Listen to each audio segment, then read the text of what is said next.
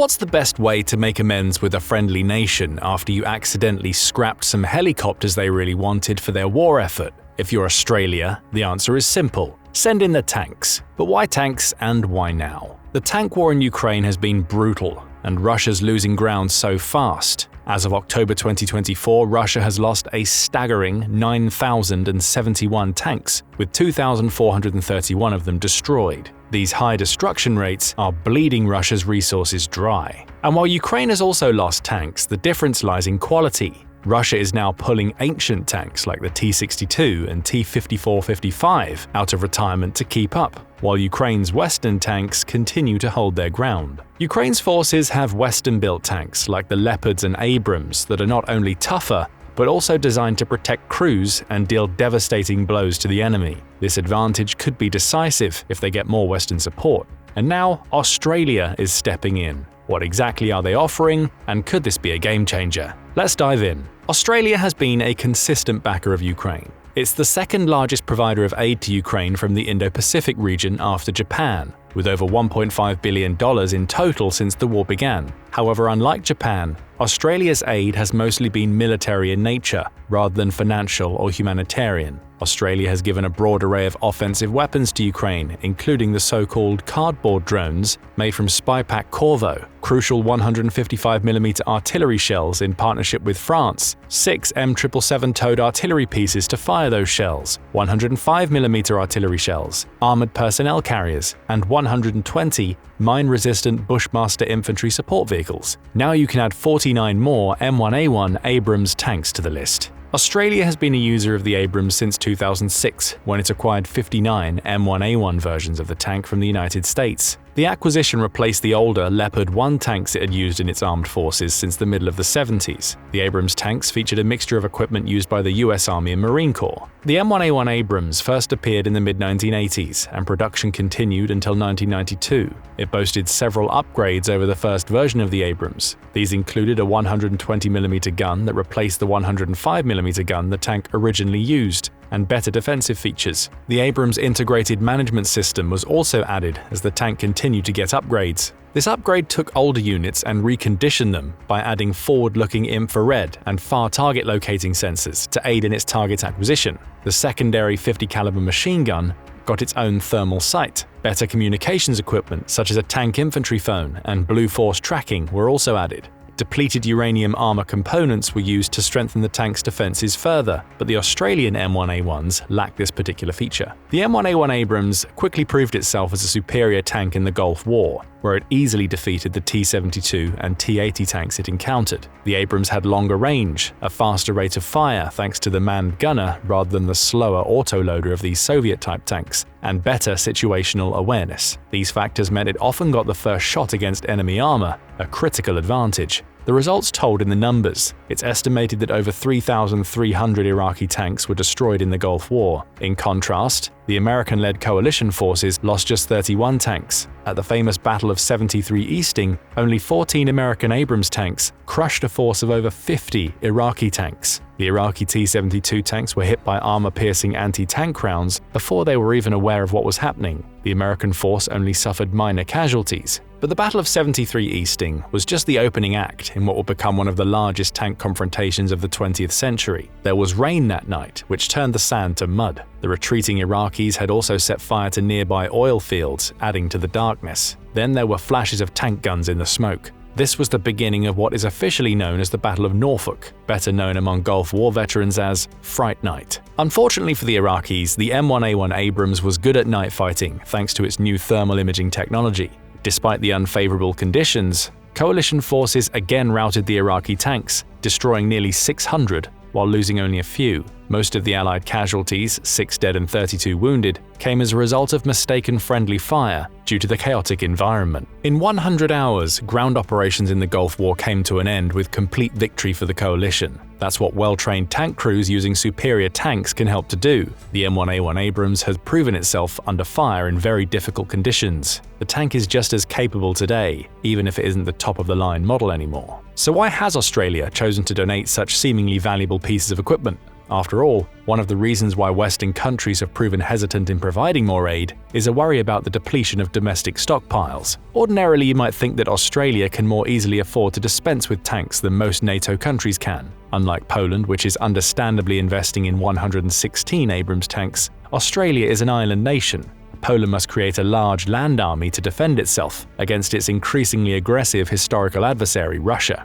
In contrast, Australia's primary threat is from an expansionist China. As a result, Australia, like its American ally, is moving away from prioritizing the war on terror and shifting toward great power competition. For Australia, a confrontation with China would entail hostilities primarily taking place in the seas and skies of the first island chain.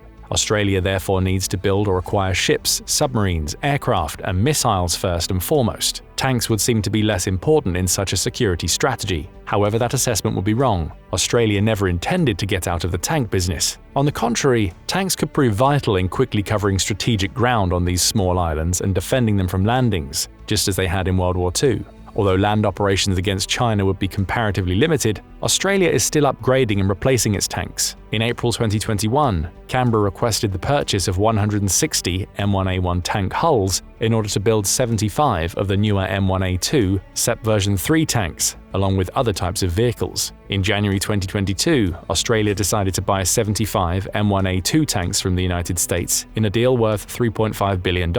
This was a purchase order more than adequate to replace the earlier fleet of M1A1 tanks. That left the question of what Australia should do with its older models that were reaching the end of their service life. Ukraine has long desired these tanks. It first requested a batch of 14 of them in May 2023. However, like many other cases in this war, the request took a long time before being granted. Australia hesitated because of the perceived high logistical costs to transport these tanks. Abrams tanks are not easy to transport because of their weight. They could also not be shipped to Ukraine directly, but had to come by way of the United States. In February 2024, Canberra insisted that delivering the retiring M1A1 Abrams tanks to Ukraine was not on the table because of these challenges. Later in the year, Australia further set back relations with Ukraine by burying helicopters that it had sent a formal request for. These were helicopters of the MRH-90 Taipan fleet.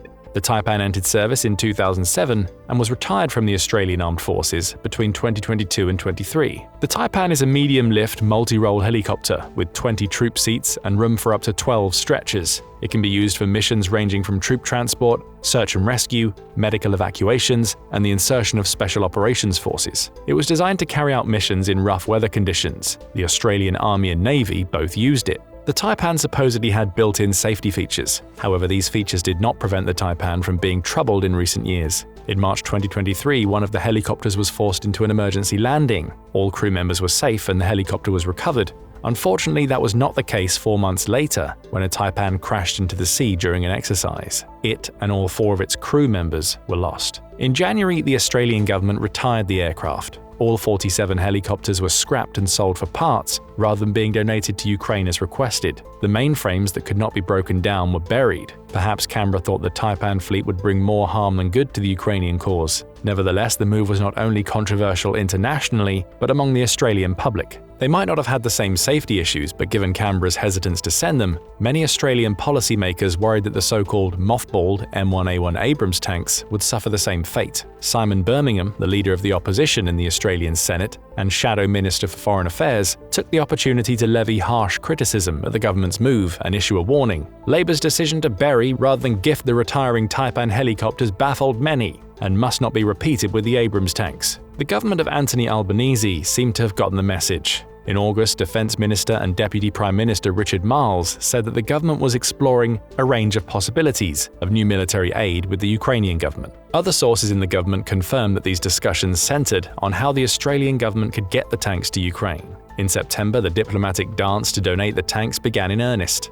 At that point, Canberra had decided to make the donation. However, it could not make such a donation on its own. It needed permission from the United States, the origin country of the tanks. Since Ukraine was a third country, the United States as the point of origin could refuse such a transfer under its international traffic in arms regulations. Fortunately for Ukraine, the United States has already donated the same M1A1 Abrams tanks, so it would have looked baffling for Washington to refuse such an offer now. It didn't take long for the United States to give the Australians the go-ahead to donate the tanks.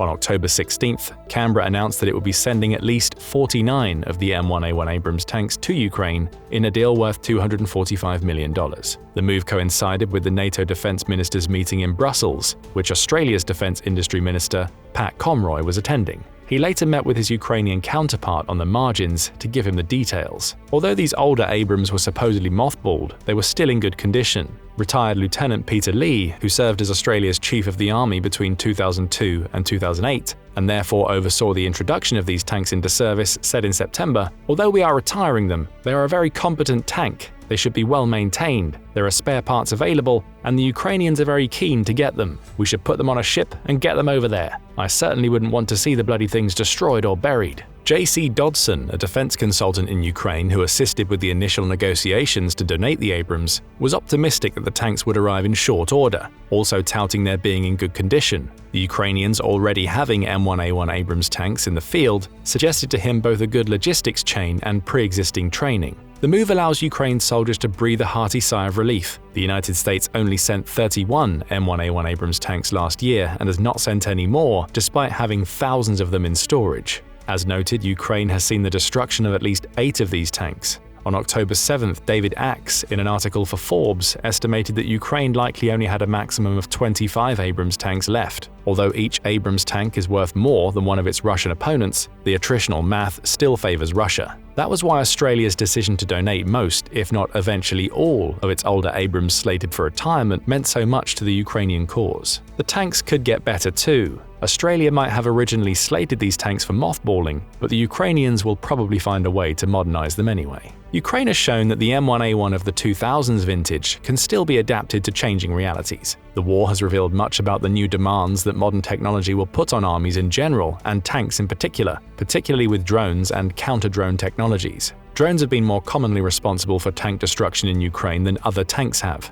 Unlike the Battle of Norfolk in the Gulf War, direct tank combat has been rare in Ukraine. Small Ukrainian drones in particular have been among the most lethal tank-killing weapons in this war. Russia has been slow to adapt to these demands. Early in the year, Ukraine started to find T-72s that looked to be equipped with drone jammers. Once captured, they found that these jammers were unlikely to work because of their poor positioning on the tank and bad construction. But Ukraine saw the attempt as important and understood that it needed to adapt its tanks to counter Russian drones too. The Abrams tanks in Ukraine are operated by the country's elite 47th Mechanized Brigade. This unit has been in combat for over 15 months straight and was recently rotated off the front line for a well-deserved period of rest, but that didn't mean the work stopped. The brigade's sole Abrams battalion used the opportunity to adapt its surviving tanks for the demands they'd seen at the front. In January 2024, the brigade posted a curious video. The video featured an M1A1 Abrams tank with the typical explosive reactive armor ERA on its sides. However, in modern armored warfare, the turret is much more vulnerable thanks to drones and smarter anti-tank missiles. So the turret of this Abrams tank showed off its new fashion of wearing ERA manufactured in Ukraine. There was also another accessory, cage armor. The infamous cope cage maybe. Not entirely,